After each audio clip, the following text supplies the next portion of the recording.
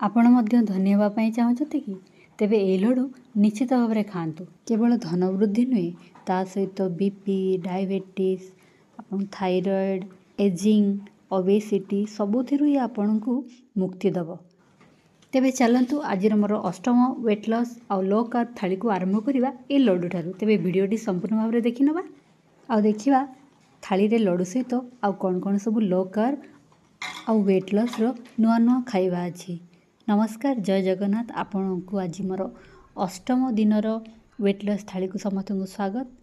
ଆଜି ମୋର weight loss ଥାଳିରେ ଦେଖନ୍ତୁ ମୁଁ ଗୋଟେ ନୂଆ ଟାଇପ୍ର ମିଲେଟ୍ର ଖିଚୁଡ଼ି ବନେଇଛି, ଯେଉଁଟାକି ଆମେ କହୁ ସୁଆଁ ବା ତା'ର ଇଂରାଜୀର ନାଁ ହେଉଛି ଲିଟିଲ୍ ମିଲେଟ୍, ଯାହାକି ଆମ ଦେହ ପାଇଁ ବହୁତ ହି ହେଲ୍ଦି।